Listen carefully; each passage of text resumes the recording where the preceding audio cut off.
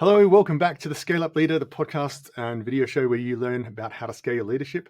Today we have Cliff Hazell, formerly of Spotify, where he helped them grow from 700 to 5,000 people, and now he helps startups remove growth pains from that, often using that experience and other things as well. So somewhat similar to what I do, but Cliff has some very different experiences to me.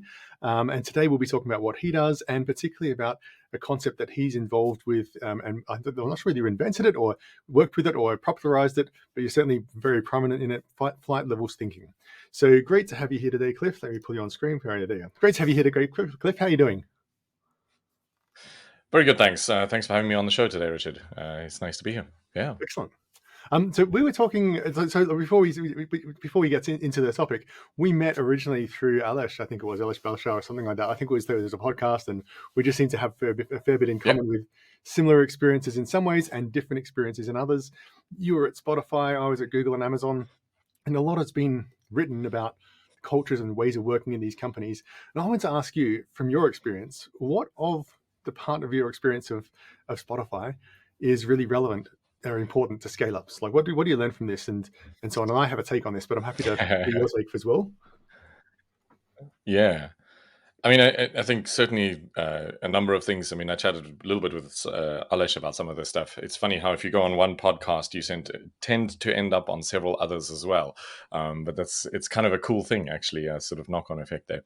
Yeah. But to your question, what can we kind of learn from Spotify and what's sort of interesting about it? I think there's a lot of things that have been copied, and what I find interesting is that a lot of the things that get copied tend to be the sort of the very visible things. People, copy names and kind of structural aspects, but the cultural things, what actually makes people collaborate and work well together, sort of the general vibe of the company and the sort of thing. And I think part of that is because it's quite hard to articulate and put those things into crisp, clear words because, you have the sort of hand wavy, we talk about culture, or we talk about, kind of inclusion and all of these sort of topics, which are very important, but sometimes a little bit trickier to measure. And so when you look at something and you say, well, we put a coat of paint on all the teams, they're not called squads, all our community of practice, we changed them, they're now called guilds. It looks somehow successful and you can feel like you can point to something quite tangible. But the challenge is that sometimes I don't think that coat of paint necessarily is always the thing that's doing the big changes or helping in significant ways. So maybe we can explore a little bit about what does work. Is that what you're talking about? Is this microphone? Yeah. Change microphones, by the way, but hopefully you can still hear me okay. No, all good. I hear you perfectly. Yep. Cool. This is a Spotify model that you're talking about here with the squads and all of that, yeah? Yeah, I think there's a lot of things like, I mean, plenty of people have said there is a model. Some people have said there isn't a model. Some said there used to be a model and now there isn't a model. And I mean, I think the reality is that there's a lot of interesting things that you can learn from companies that have done stuff before. But I do a talk at a lot of conferences called Beyond Copy Paste Agile. And in there, I sort of tell the story about how we often copy and paste things from other companies. The key thing for me is not so much what we copy and paste, but like, do we actually have the challenges that they're facing? Because if you don't have a problem that's solved by squads, chapters, and guilds, I don't know. I mean, it might be fun to make a change. You can redesign your lounge, put a new coat of paint. Does it practically improve the livability of your house?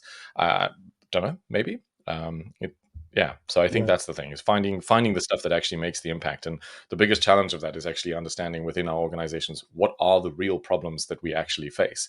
What are the things that are sort of our bottleneck or our constraint, or the thing that's limiting our ability to be better at the things we're trying to do? I mean, we could get all philosophical and go even broader than that, but I think fundamentally that's kind of the essence of it, is that, we copy and paste things without necessarily considering why do we need that thing from this company. Yeah, I mean, this is actually really consistent. I mean, as you know, I work with the OKRs, and OKRs came from Google, and I spent 6 years at Google. They came from Intel via Google, via John Doerr and various others, and so on. And I find a lot of my clients come to me, they're interested in OKRs. And some of them have this situation where they sort of said, well, Google does this and Google's successful, so we should do the thing that Google was doing. Or they've hired someone who's ex-Google into their organization as an executive, perhaps, and they're trying to copy the whole thing just wholesale. But the challenge is that, or the problem with doing that is well, why are you doing it? It's just that, like you say, you've got that, what's the problem that you're really trying to solve here? Because Google is a 150,000 person company now. I mean, Spotify must be tens of thousands by now, I guess. Yeah. I don't know how big they are, but they're reasonably large. And Google's 150,000 people, and they've been doing this for 20 years, and they have a business model that's growing to be 100 billion worth whatever it is now, and they have very different problems to your startup who's 30 people or 50 people or 200 people or 400 people or whatever we're at, and we've just Yeah. raised the Series D or whatever we're doing. We have very different problems, and so copying their solution to their problems into your organization doesn't work. And I guess so what you're saying is that it's the same for the Spotify, this thing called the Spotify model. It's the same kind of challenge here, in that you want to start from the actual problem you're having. I think that's the thing, is that, I mean, it's kind of tricky to know where to start, because often if you're trying to solve these kind of problems, you may not know what the problem is in the first place. You just know that you feel some sort of a pain point.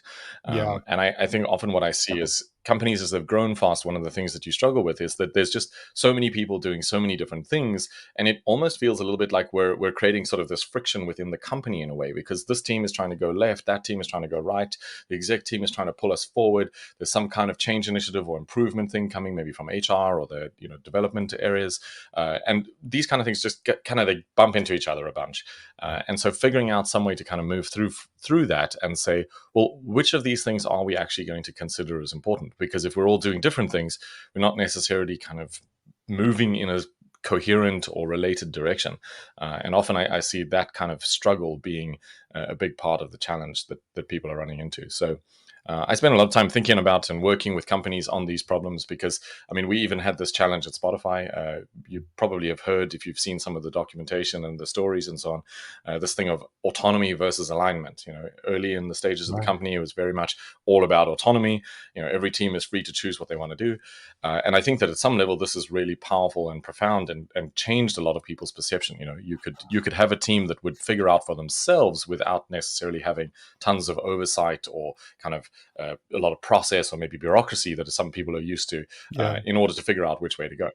The challenge, of course, is that if you've got 200 teams and they're all going in different directions, Mm. how do you kind of create something that actually amplifies the efforts of everybody together? So Yeah. one team is going left, one team is going right. We're actually conflicting with each other.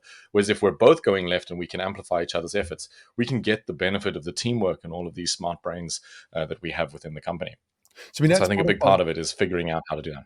So I mean, at Spotify's scale, where Sorry. there is, I was just going to say, at Spotify's scale, where there is like 200 teams, and there is that large scale, um, that's obviously a challenge. At what point does that become a challenge for a growing startup? Like, I mean, at what point do you find that to be a problem in startups commonly that you work with?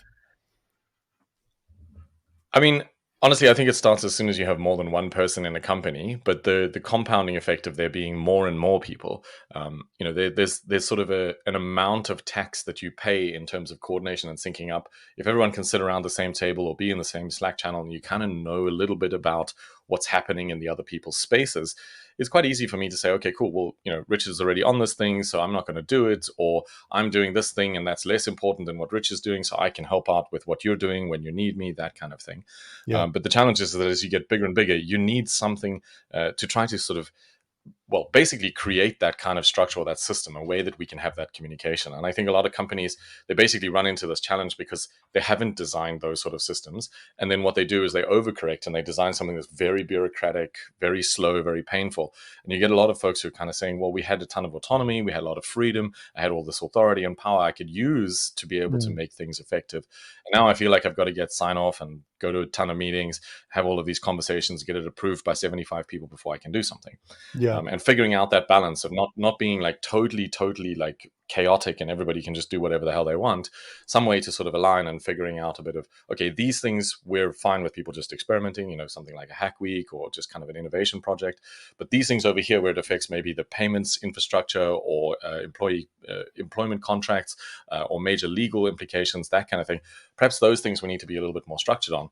And we can figure out some sort of spaces in the middle where we can maybe be a little bit more relaxed or a bit more tightly constrained, depending on the type of thing that we need to do. So Yeah. I think that overcorrecting is a lot of the pain. You're either too far in one direction where you're just too relaxed about everything, and maybe on the other side where a lot of companies feel that pain of overcorrection. And so finding that sweet spot, and specifically the sort of the more nuanced contexts in which something needs to be a little bit more free and open. If you're doing, as I said, innovation stuff, probably you need to make a few mistakes and try a few things that don't work. But if you're doing something that is heavy compliance based, you're launching a new bank in a new market or something like that, perhaps you need to comply with all the rules. You don't want to break GDPR.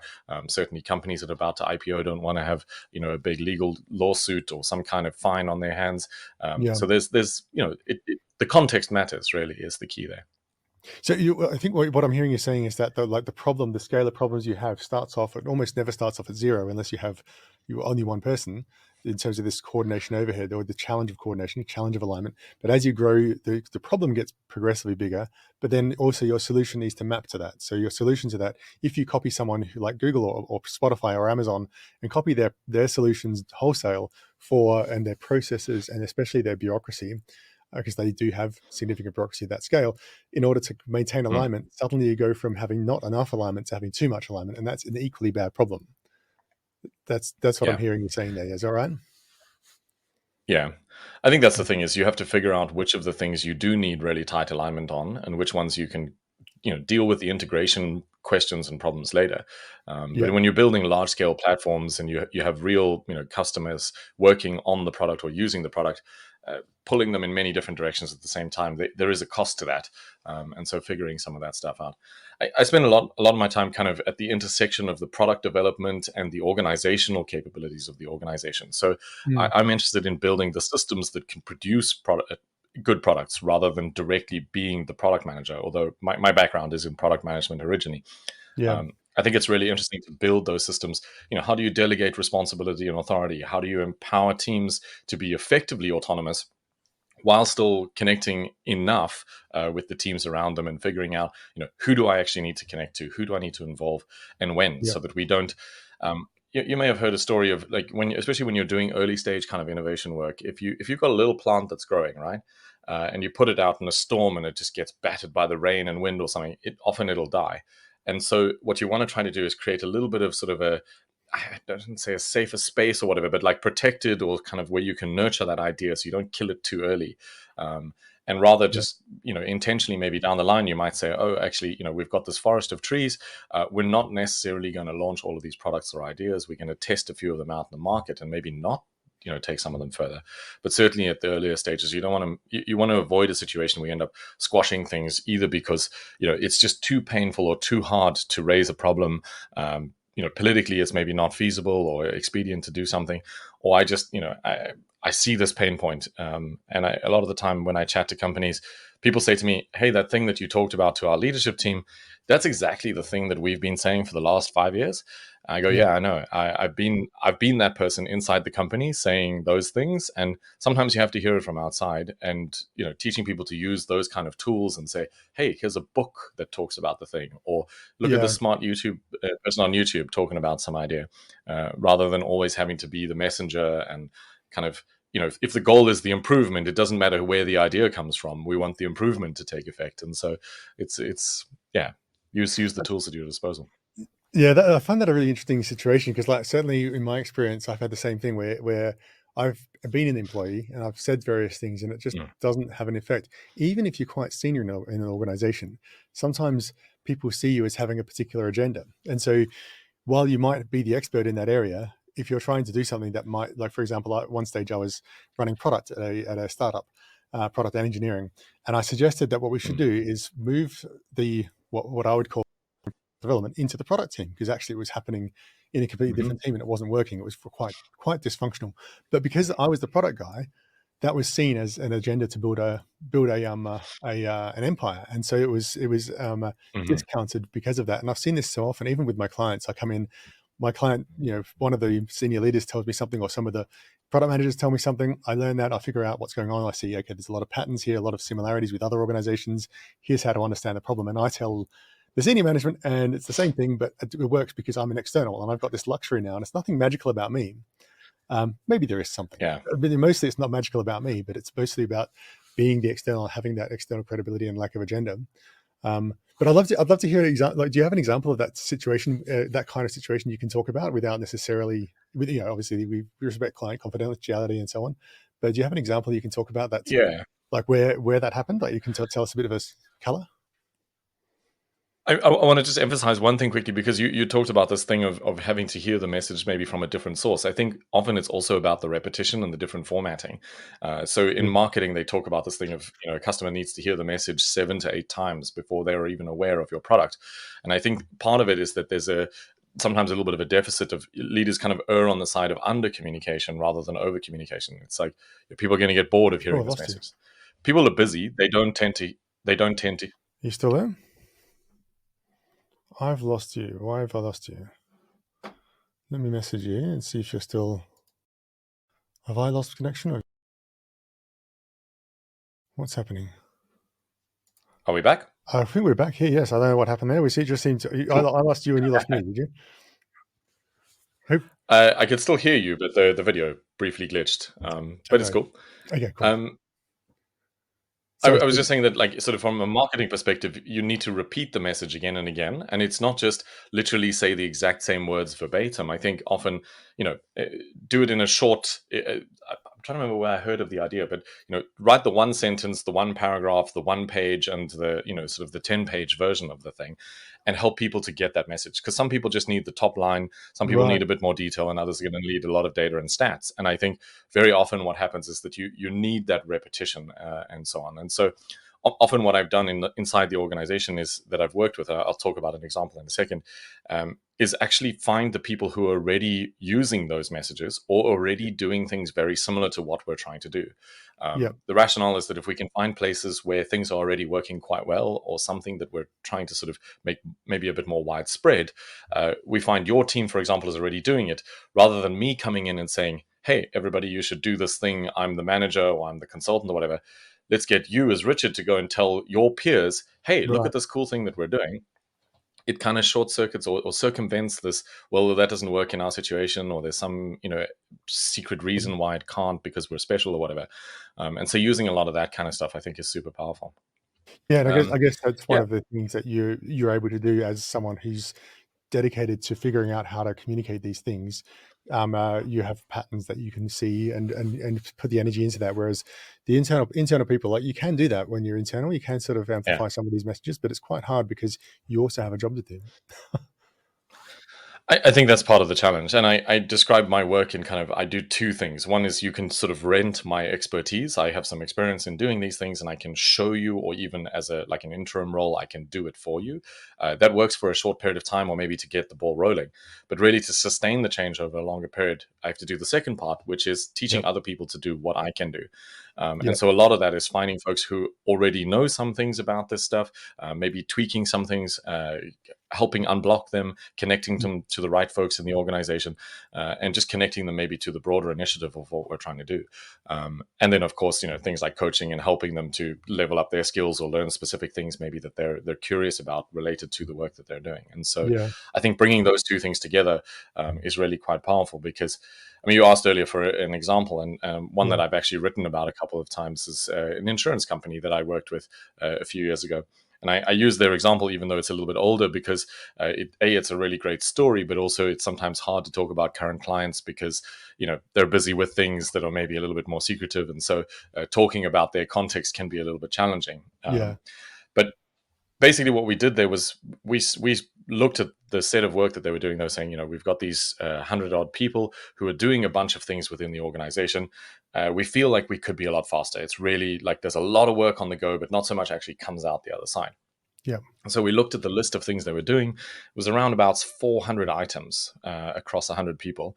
And so, yeah, I mean, just massive Yeah. overworking, too many projects and initiatives on the go. So what we did was we basically worked with a group of folks from all of the different teams across that 100 or so people, and we built one single place where we could visualize all of the projects and initiatives that were happening in that area. Oh wow. And Okay. we whittled the list down to 15 concurrent items that we would do. So I'll Yeah. talk a little bit more about flight levels later on, but essentially this was the first time that I was building a real flight level 2 system inside an organization. I didn't necessarily realize it at the time. I didn't have the vocabulary around flight levels and so on. It was still sort of emerging at the time. But basically the idea was, instead of just focusing on making the team type faster, let's look at how the teams work together to deliver something. Because usually I do something and then you need to do something, or another team, it Yeah. could be sales, marketing, or customer support, or it could be just some part of software development and another part of the software development teams. Yeah. And so by reducing that amount of work that they were trying to get done at any given time, all we did was we focused our efforts on a few things, reduced that number to 15. And now, instead of taking around 12 to 36 months to deliver a project, we were taking 6 to 12 weeks. So this is an enormous, Oh, yep. enormous improvement. And suddenly you start getting folks like the CFO of the company showing up and going, I'm really quite curious. What have you done here? How does this work? Because I've never seen something like this happen in that short space of time. I mean, we did this in, I think it was like 6, 7 months. Yep. And the key thing wasn't like, I mean, I helped and facilitated and I brought some sort of new insight and focus to them, got them to agree to stuff. But really, a lot of the work was being done by the people who were on the ground and having the discipline to stick to and focus on actually sticking to those 15 projects. When the head of customer support is saying, what about that thing I really care about? You have to say, well, it's still in the options pool, and we're going to finish one of these 15 before we start that. By the time you're doing, things every 6 to 12 weeks, customer support head doesn't mind so much if they wait 1 quarter and they get it next quarter versus before they were going to ask for it today and get it 3 years from now. Yeah. And so there's a little bit more of that responsiveness and predictability with it. And so a lot of the questions that people get asked about, when will this be done? When will this be done? So, well, we're going to do these things and then we'll have a conversation. But when we start, it usually takes a lot less time. And so I think a lot of these kind of things give nice examples. I mean, we can unpack it in a little bit more detail. I have a few other examples as well, but Yeah. maybe that answers part of your question there. Yeah, I was going to ask on that topic. Like, I mean, so this is such a common situation for my clients as well, where there's too many things going on. And I was just talking to one last week where the way this company worked was that they're selling to large corporates, large financial institutions in this case, and each one would have a bunch of requirements, and so they'd have to do all these requirements. And every sale they had to make, they had to sign a bunch of agreements to do various extra features for each of these customers, and then it turns into, well, there's too many things going on, but they're all in contracts, they're all written down, and deals that you kind of have to maintain, otherwise you lose your big clients, and you have like 20 10 big clients or 20 big clients or whatever it is, and then you have 200 small clients who all want something as well. And what's happening here is partially that's that problem of like, we have 400 things in progress and we can't make progress on any of them because we're just doing too many things at once. But also the other thing that happens with this is that and it's kind of what you mentioned there, but this is a bit different because it's driven by sales, but you lose control of your product roadmap. So now the products are going in a direction that various collections of customers have said. And the challenge that I found with most of these situations is that a lot of the time the people at the coalface can see this problem super clear. It's just like, this is the problem because I'm doing 6 different things at once and it's not working. We need to choose the number of things we're doing. Somehow it doesn't become clear to the senior management. It's very hard for senior management to understand this challenge, especially when you have 100 people, 200, 400 people, and you think, I've got 400 people, I should be able to do 400 things. Right? How do Yeah. you deal with that challenge? Like, I mean, because I've got my own ways of dealing with this challenge. I'm keen on understanding yours. Yeah, I think very often, I mean, I see this all the time. And I think a big part of the challenge in those situations is a lack of really coherent strategy for the organization. It could be, product strategy, it could be the overarching strategy, but often it turns into we're doing sort of panic driven product development. Yeah. This customer has paid for the thing or we signed it in a contract, we sold it to them. I don't think that necessarily having sort of a customer request driven business model where it's like, you take orders and then you deliver stuff, but that's not really a product company. That is more of a service company. You're providing, lines of code or a specific solution to a problem. Whereas if what you're trying to do is actually solve ongoing customer problems. So a great example that I have, I worked in an agency. It was essentially a marketing, it's kind of marketing related agency. And what we were doing was building things like, global Mobi sites for big brands or like a fantasy football league, for a few million folks in Nigeria. And one of the challenges that we had there was that there were a lot of things that would come up and sort of, we have this emergent need because the sales folks had sold something. Yeah. And so what we did was one of the things that really helped us in this was to go on a bit of a campaign to work with the folks who were doing the account management and say to them, here are some things that we have already that we have built that you can sell that don't involve any software development time. Things like some of the CMS functionality or certain polls and like geolocation features functionality like this, stuff that you can actually sell to a customer, you can bill, and you don't have to wait 6 weeks, 6 months or something for us to build it. Yeah. And I think as we started to drive more of that, like, here are some things that are not just on the roadmap, because I think there's a sort of an over optimistic kind of tendency to say, well, it's coming in Q3 and it'll be ready. But then by the time Q2 arrives, we're already, 10 other ideas. Yeah.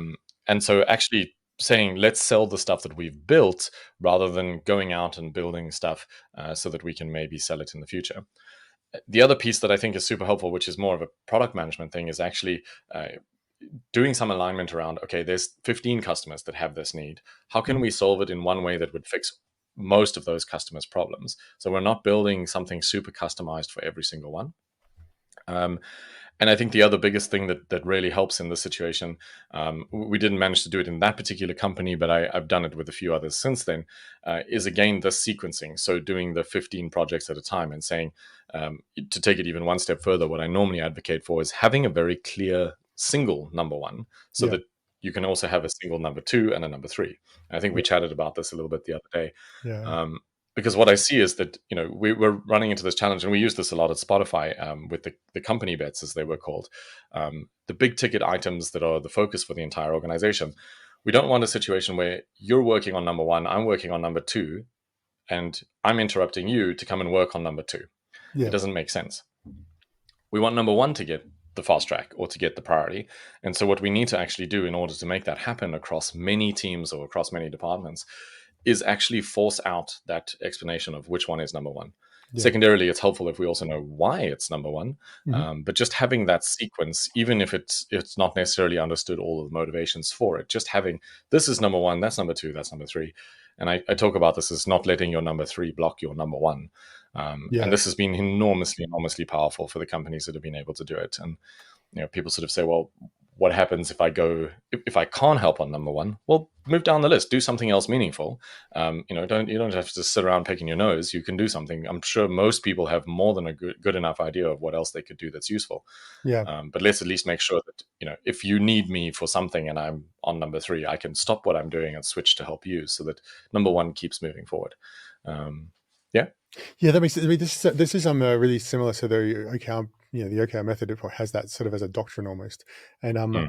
well, I was working with one customer who they'd been using OKRs, but they hadn't put much discipline into it. So they had literally they had 16 OKRs for the Hmm. company, and basically it's like having 16 priorities, and they're all kind of like equal level like us. They're kind of ordered, but they were arbitrarily ordered in some ways, and they wanted to do all of them, and they weren't getting any of them done. And so one of the tools that I use in this is kind of this. It's almost like a almost appeal to authority in that, well, okay, you're supposed to only have three of them. You're supposed to only have three because then you can focus. Now, the real underlying thinking here is that if you're doing this, if you're focusing on one thing or two things or at the expense of other things, that means you can put those resources into that one thing, and then you will succeed in the thing that's really important. And if everything's a priority, nothing's a priority. But it also means that if you're doing a little bit of everything and then you're doing everything mediocre, and what it turns out in most strategy conversations is that there is something that is the crux, the thing that's going to make the difference. There's one or two of these things, then that's the thing. If you kick that out of the park, then your customers are going to run to you, and they're going to put up with something else, like Ryanair, low prices, right? Mm. On schedule, but crappy service, Yeah. no baggage handling, no baggage transfers at all. Like there's none. Bad timing and terrible airports. Like at least in my experience, sometimes it varies. But I remember once flying into, I think it was to somewhere in your neck of the woods, and the airport's actually in it's either in, you go into Sweden, but your airport's in Norway, or the other way around. It's like the airport's in the other country. It's really close to the border. But still, it's like an hour or an hour and a half to get to the city you're supposed to be getting to. Yeah. Anyway, the thing is that they can trade off all of that by making just to make it super easy and win on everything else, and they turn out to be the most profitable airline in Europe for good reason, Mm. right? Even though I don't like flying them, but they're good at what they're doing. And this is the thing: if everything we do, if we have to choose that thing, choose that one thing, and that's the thing that the decision that makes the difference. And this might be a good time to introduce the flight levels. Does that fit to your way of thinking here? Shall I pull it up? Is that a good idea? Sure. Because I'd love to hear your thoughts on this. I'll pull it. Yeah. This is the diagram that we pulled up from that I've taken from your LinkedIn, and it's on your website and so Yeah. on as well. I'd love you just to talk us through this and how does this apply to a real situation? So, I basically what we're trying to do with this is create some kind of way to be able to look into an organization and make sense of all of the opportunities and the challenges and problems and so on that we see within the company. We talked about a couple of scenarios. I mean, you used the Ryanair situation. What actually is the key thing that we think will make a difference within the organization? very often what we see is that most of the organizational improvement efforts are focused very much down there at level one, right close to the teams and close to the actions. We do things like Scrum, Kanban, all kinds of hiring agile coaches and Scrum masters, all of these kind of things. The other place that we tend to put some focus is at level three, in the strategic level, where we say, okay, cool, well, we need to pick out some things and decide what we're going to do. I think this is often a very overlooked. I mean, your Ryanair example kind of illustrates this quite nicely. Is that they've really got clear what their strategy is. I think Yeah, it's low cost. That is the thing that is most important. I'm amazed by the number of companies where I don't actually see that very clearly articulated. And I think part of the challenge is that in many companies, it's not that the strategy doesn't exist, it's that it's kind of hidden away in a PowerPoint deck somewhere or in somebody's brain. And so, what we're trying to do with flight levels is actually operationalize that strategy and turn it into something that is real for people in the day to day. So yeah, instead of just having teams working at level one and strategy working at level two, we've got this bridging space in what we call the coordination in flight level two. And very often, what people think of this is they think of it as like a hierarchy. But the thing is, it's actually more akin to levels of abstraction.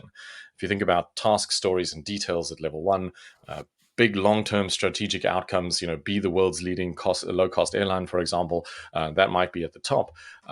You need to also turn that into some kind of activities and initiatives that you then actually perform at a broader level that often span many teams, departments, and functions. yeah, So what we're trying to do with flight levels is look at the system and say, firstly, can we connect things all the way from the top to the bottom, and conversely, from the bottom to the top? Because you, in my experience, can't make a good strategy without taking into account all three levels. Strategy is not just a thing that gets done at the top level of the organization. If it's not feasible to deliver at level one or at level two, or it doesn't make sense because you've got capacity constraints or certain capabilities, or the market is going in a different direction, it doesn't matter how good your strategy is if you can't actually operationalize it and execute it. And so what we're focusing on is connecting the strategy both from the top to the bottom so that everyone can make sense of what they're doing, but also creating these spaces where we can resolve these kind of tensions, where I talked about, like in the marketing, the insurance company, for example, where basically what we're doing is we're saying, let's get a bunch of these teams together. We build something that visualizes the activities that we are performing at level two, and it connects to the strategy at flight level three, and we can make improvements at each level appropriately. So, yeah. we're not just trying to get the teams at level one to type faster, or we're not just trying to optimize the strategy. We might say, actually, it's a communication and coordination challenge, which is often the case that I find.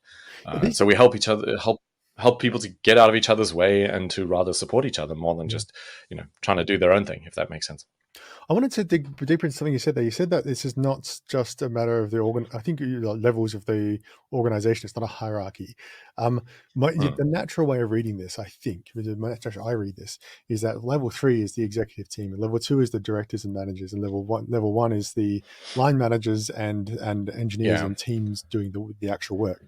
Um, I don't think this is correct. I think this is the intuitive way of reading it. But is this what it means, or is this not what it means? Like, how do you relate this back to an org chart, or how do you not relate it to an org chart? I think that there is some sort of overlap with the org chart, but the problem is if you think about it only through the lens of the org chart, then you start to think about it as roles and hierarchy. I think often hierarchy gets a very bad name, and we can unpack that as a whole separate topic. But there's many situations where actually delegating some responsibility to a single person or a single group or a smaller group of people to make decisions for the collective group are actually more feasible than trying to involve an entire company, an entire family, or an entire country in making decisions. Yeah, I think there's uses for this. The problem is that we've often seen very bad examples of this. So let's explore that in a minute. But I think what's important for me is that it's not possible, as I say, to make good decisions at the strategic level if you're doing it without some kind of communication and conversation with folks at the other levels. And so what you actually need is a different perspective. So for example, the CFO in the insurance company I talked about, he was hanging out on a flight level two system. yeah, So he was talking to the teams at that level and bringing his insight and his perspective, right?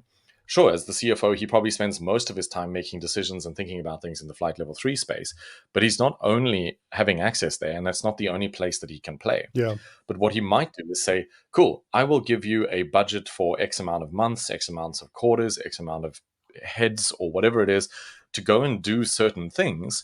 but it needs to somehow connect. And so the responsibility there is about creating the conduits between the levels rather than just working only at one level. Yeah. And I think often once you sort of move it a little bit away from the sort of the dysfunction that people often experience with hierarchy, it's actually to do with more bureaucracy and slow process, indecisiveness, all of these kind of things. Yeah. And when we start to use something like this, we can actually address those challenges, because any one of those three teams at level one needs to make a decision about what to do. They can go as a representative to that flight level two system. There's usually some kind of frequent conversations or interactions around that system. We say we meet every Monday morning, or we check in via Slack or Yeah. however it is, or there's a space where that communication happens. And we can say, hey, this thing has happened. We're delayed on our team at our team level, or some new request has come in, or the strategy of the company has changed. This person has been hired, that person got laid off, whatever it is. We need to address this thing. Let's address it in a way that solves for the sort of the broader needs of the entire set of teams, rather than just doing it locally Yeah. within our own space. And so just to finish up, the key thing here is that when we're building a flight level 2 system here, we're not just getting the managers involved, we're actually getting representation from each of the teams. Not 100% perfect Yeah. representation, but at least one person usually from each team should be able to share that context. And similarly, if you're from team one over here and you go to flow, the first flow, for example, at level 2, you would be able to understand a little bit of what's going on. And so we build a better flow of information and Yeah. understanding. And that's really the idea. I'd love to dig in and just practically speaking, what is a flight level 2 flow thing here? But before I do, I'm going to just give you an example from my experience of something that links Yeah. strategy level flight level 3 to 1 in a company that I was involved in, which was Amazon.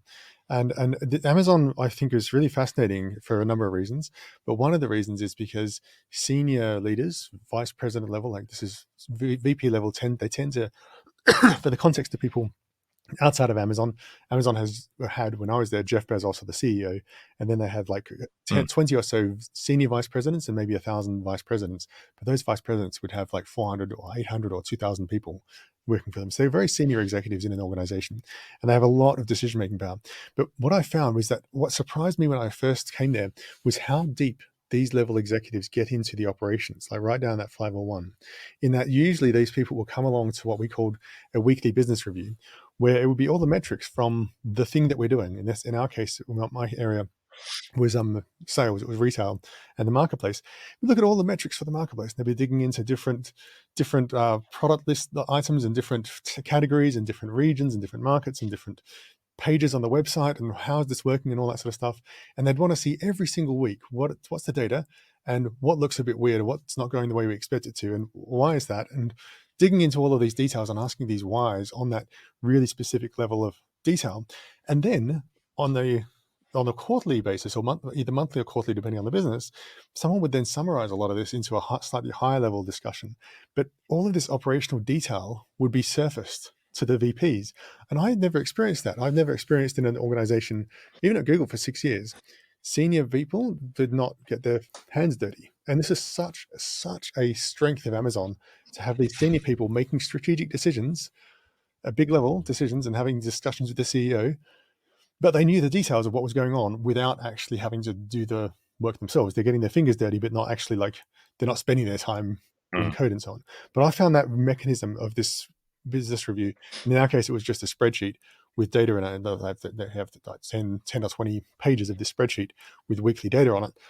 And it was just a really fantastic tool to be able to dig into things and get these people in there. But I'd love to hear, what is it? And we had some tools that I think probably represent the flight level 2, but what is a flow? When you say you're designing a flow, what is that?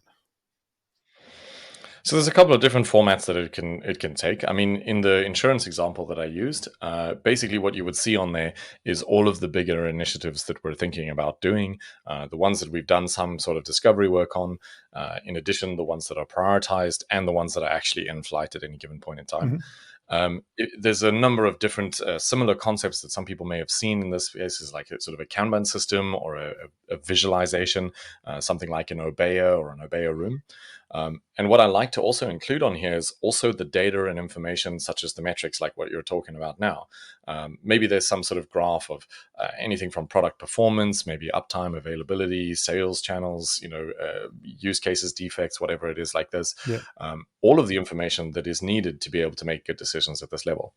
And what we're trying to do is really create something that is, as I describe, an information radiator. And I think often what folks have done, similar to the slide deck for the strategy level, they've made something that is much more of an information refrigerator. So it's kind of, it keeps it, it holds it, and it's kind of protecting it forever and ever. But it's not radiating it out into the org. Yeah.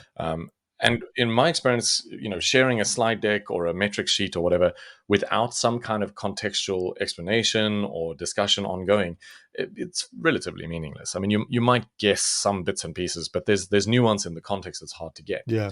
And so often what you would see in this space is that there would be something like similar to like you might do with a Scrum team or something, essentially a stand-up or synchronization conversation. I have an example from Spotify of where we did this. It was about 100 people again across this flight level 2 system. It was growing pretty fast. It was about 350-ish by the time the format sort of shifted. But basically 100 people could meet around this system every morning, actually, and have a quick conversation about what were the issues that emerged. It would take 10 to 15 minutes, and then we know that everybody is in sync and knows what the most important thing for them to spend their time on for the day is.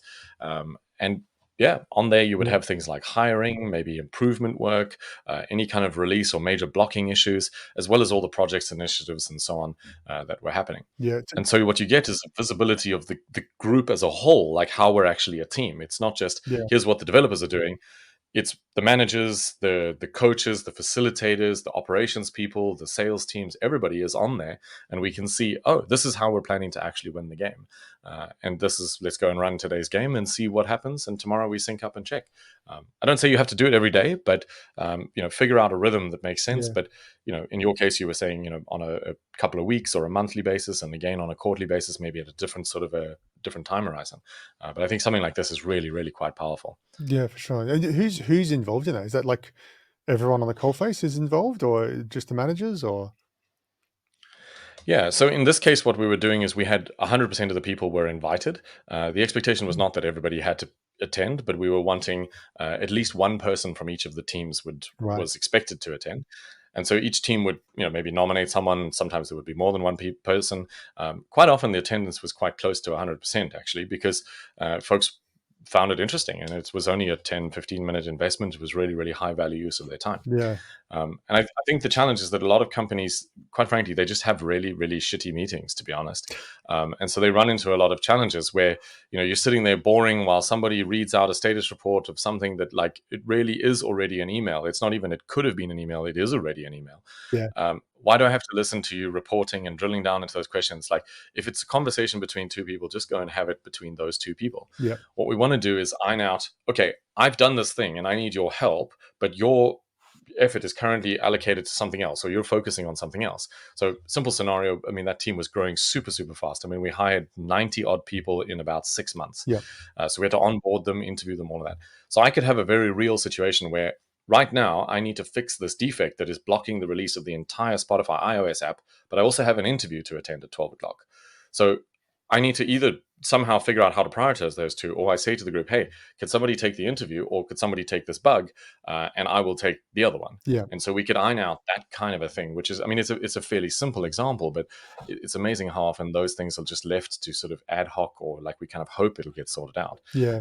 But being able to say, actually, and everyone can be involved, and you can see, hang on, there's a pattern where these systems are constantly breaking, or those kind of products are always in, getting emergency requests.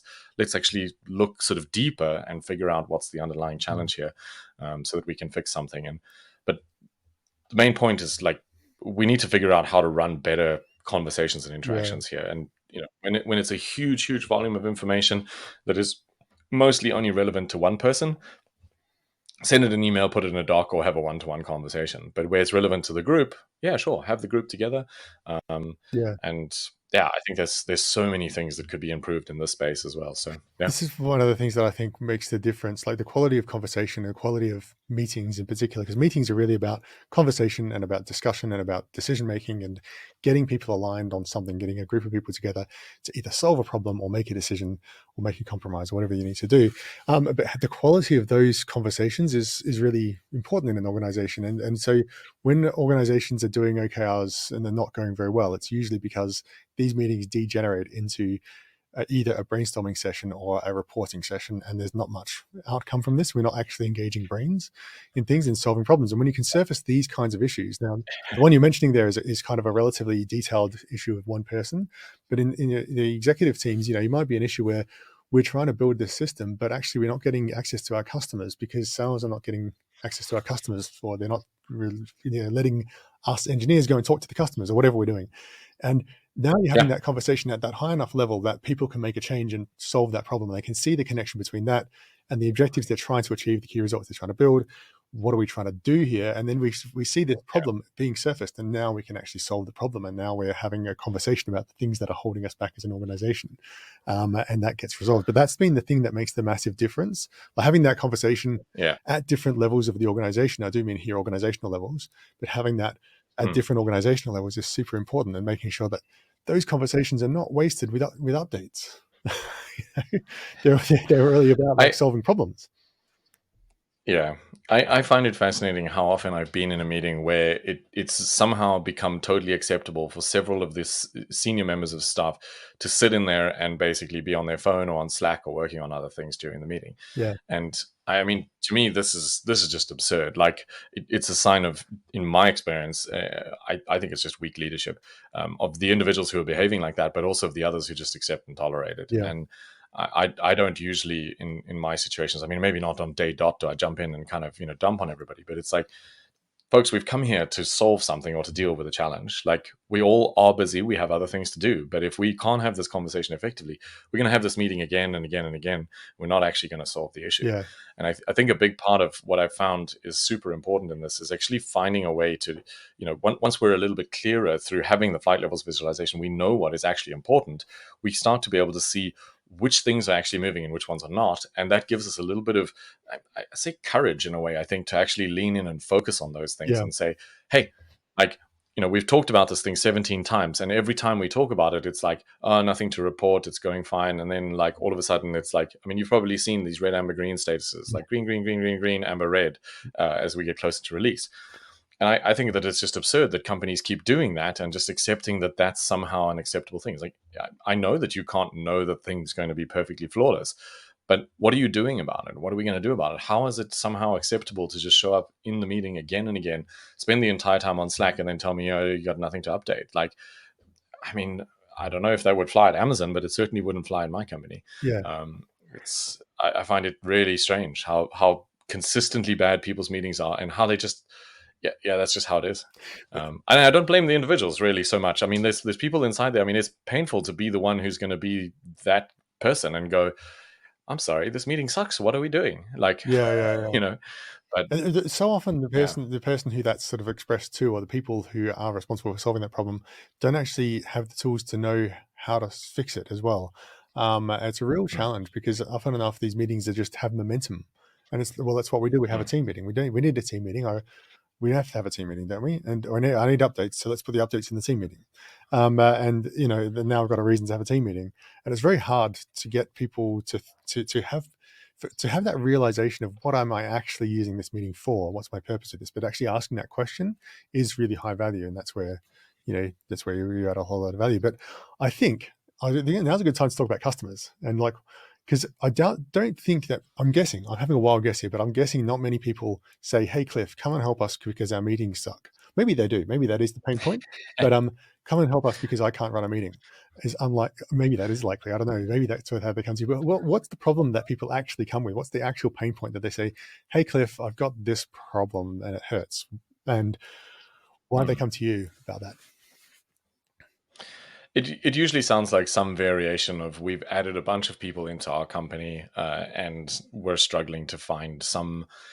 We feel like we're getting slower. Basically, we're not speeding up at the rate that we were expecting, Yeah, and I think this makes sense. In a lot of, especially in faster growth companies, if you're more of a startup, which I often work with companies sort of in the earlier stages, as they're growing, they're adding people, and it just feels like we're bumping into each other, we're running into challenges. People are saying like, I don't know what I'm accountable for. I'm not sure if it's your job or my job, like all of this kind of stuff. And so we spend some time building something that looks like the picture that I showed you earlier, or that you were showing earlier, around the flight level system, to say, okay, not only which topics are we talking about at which level. So, if you're in the team at level 1, you're responsible for making these decisions. And so you can autonomously operate within the boundaries and constraints that are set at that system. Similarly, at level 2, it's a bit more zoomed out. You can make decisions about projects, initiatives. And also, here are the communication loops. You need to talk to level 3 if something is significantly changed or delayed. Similarly, you need to talk to these level 1 teams if something is going to shift order or priority, or, these kind of things. And so we're basically constructing something over time. And you can do it in a lot of different tools. You can do it in a lot of different kind of, like, the physical artifacts are not really the important thing. They are an aspect of it, but it's really, do we have a healthy and productive conversation around these things? And have we built consistent habits that allow us to create focus? I talk about this as create focus. So creating focus, where are we creating focus? Finding the leverage, so the key things that are really going to drive this forward, and building the habits to sustain it. And so, if we're dealing with a situation where there's a ton of things on the go, we're not sure which ones to fix, we're hired a bunch of new people, and we're not really sure how to, get better effectiveness. Often there's kind of people complaining and saying, 2 years ago we were super quick. Now it feels like there's tons of bureaucracy, all of this kind of stuff. These are exactly the challenges that I get excited about and that I love helping with, because it's what I did at Spotify for 4.5 years. It's what I've done at the insurance company I mentioned before, and previously when I was in telecoms working in product management. And it's what I'm doing still now. I think when you see folks having that experience of, like, it was wild, it was crazy, it was chaotic, it was mayhem the whole time, and now suddenly I feel like I can breathe, and I know when we're making progress. That's the thing. It's like, I actually know when we're succeeding, and I'm pretty confident that when things are not working, I actually know that they're not working, and so we can do something about it. So you can sort of sleep easier at night. Yeah. And is this the main problem that people have? It's at the coordination level, or is it sort of all over the place? A lot of the time it is at the coordination level. In many cases, it's either that the level 2 is non-existent, or just kind of very fuzzy and so on. One of the challenges I find is that a lot of organizations try to address that sort of lack of coordination by hiring project managers, at least, which I have a lot of respect for, and I think project managers can be hugely beneficial to an organization. But the challenge is that if I'm a project manager driving my projects and you're a project manager driving your projects, we're still a little bit in conflict with each other, because we probably need some of the same people to do stuff. And so what we need is a way to address that tension in a way that I'm not getting in your way and you're not getting in mine. We can actually work together and help each other out. And I don't pretend like it's all magic and ponies and everything's super easy, but at least if the company and we have all collectively made a decision, your thing is number 1, my thing is number 3, I need to respect that. And anytime I'm behaving like my thing is number 1 at the expense of your number 1, we need to address that, and we need to solve that problem, because it doesn't make sense that we continue to behave in that way. And that's kind of why I address the meetings, but it's also sort of individual behavioral things. Somebody saying in the teams, hey, Cliff keeps interrupting me, asking me to do this thing. Oh, can't you just help out? It's like, I'm busy on Richard's thing, and that's the number 1 thing. So sorry, dude, you're going to have to come back, or you're going to have to wait. And it's otherwise we're just shooting ourselves in the foot. It's painful but necessary. This is how the strategy, the actual strategic decisions materialize in practice, and they have to mean these trade-offs. If they don't mean trade-offs, you're not making decisions, you're not implementing decisions. So that makes a great deal of sense. So when you get involved, what do you actually do? Are you doing training or coaching or workshops, or whiteboard courses, or what are you doing? So there's a couple of things. It can take a number of different forms. Usually there is some kind of workshopping and so on involved, but then my role is much more of a facilitator / teacher. I teach some concepts and we learn how to build these systems. But very often the way that we start is I have a conversation with somebody like the CTO or the person who's running the program office, one of the senior execs, something like this. And we try to identify what are the challenges that we're trying to solve. So, we've got these 5 different organizations. They're not necessarily working well together, or we've been struggling to build those collaboration loops, or we've got tons and tons of teams. We're not really sure how they should interface with each other. let's go and build that. And so we have a bit of conversation to figure that out, and I usually coach them through and facilitate that conversation. What actually are the problems that we're solving? Because so often I see us starting to execute on some kind of change initiative before we've really grasped what is actually going on. And I think more than having a perfectly crisp, like crystal clear understanding, what we need to at least do is separate, hey, there's 17 things here.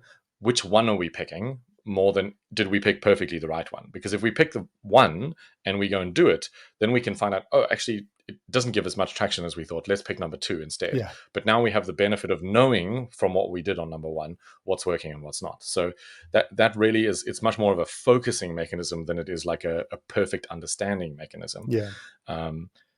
And then I spend a lot of time coaching the leaders in that space. There's some challenges and tensions that surface. So, it could be things like the meeting stuff that I talked about. It could be something like, hey, we've got tons and tons of teams, and the folks in the PMO are asking us to use this tool, but we're really busy. We don't have time to get on board with the tool. How do we actually have a good conversation around that? And can we facilitate maybe a better discussion around those kind of things, as well as teaching them the models and tools to be able to make these decisions effectively. Yeah. Okay. That makes Yeah. a lot of sense. So people, if like basically flight levels is kind of like the framework that you use to unify all this thinking and sort of pull it together into bits and pieces, but there's solutions that go deeper than that. I think of it as a thinking model. Really, Yeah. it's the essence here is that it's a way to look at the organization and think about where should we be solving challenges or looking for opportunities. And I think it's kind of in response to the situation. Klaus, who's sort of the creator of this model, basically what he talks about in this space is saying, like, we were focusing on trying to get each of the teams to push the key on the keyboard as fast as possible. Yeah. But the reality is that we actually need the right team pushing the right key at the right time. And to do that, we don't focus on improvements in the team. We focus on the interactions between the teams and the interface into the strategy. Yeah. And I think that's kind of the blend, that we're getting folks to think a little bit about some things. And I think it's a pity, because a lot of folks are doing, many different, everything from OKRs to, agile methods and digital transformation, design thinking, all of these things. These are all great tools in many different ways. They don't generally tend to address this problem that I'm talking about here of the interactions between the teams. They can help, they can augment. OKRs can create some kind of an interface and a point of conversation, but it's not really trying to address that. What is the conversation that happens between all 17 teams in your department? Yeah. And how does that interface to the strategy? It's kind of implied through a lot of things, but I think, I see this as something that organizations need to do in addition to some of the other things that they have to do, such as OKRs and so on, that can be some tools that they can use. But the challenge is often, I keep reminding folks, hey, there's this change work and these initiatives that you're introducing, your OKRs, your whatever other, agile digital transformation, so on, that's consuming the same capacity as the product development. And so you have to actually prioritize these things relative to each other. Is your agile transformation the number 1 thing, or is it the number 17? Is the number 17, then don't be surprised that it gets a lot lower priority. And if you don't clarify that, you're going to have the same issue that I talked about before, with everybody bumping into each other.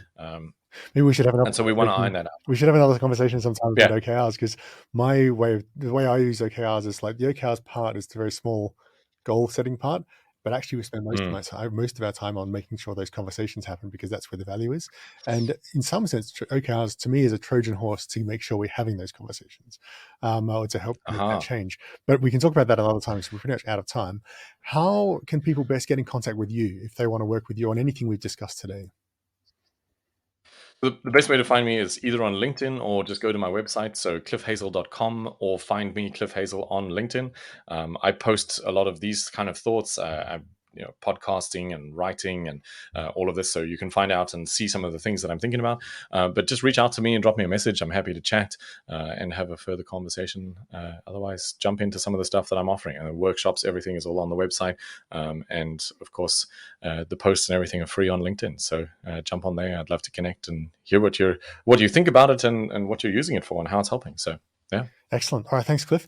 Well, that's everything for today. Thanks very much for listening. If you think you need help with OKRs or the leadership topics I work with and other things like that, you can go to book.talktorichard.com and schedule some time on my calendar. Happy to hear from you. I look forward to hearing from you. If it's not a good time, you prefer to just get more updates, subscribe to my newsletter, to my website, richardrussell.co, or follow me on LinkedIn, and the links will be in the show notes if you want to find that.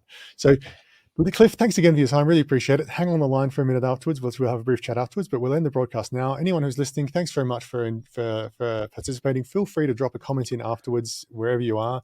We'll get to it later on. If they've come up and they haven't appeared for us, then we'll look at it later on as well. All right. Thanks very much. Bye-bye. Thanks for having me. Cheers.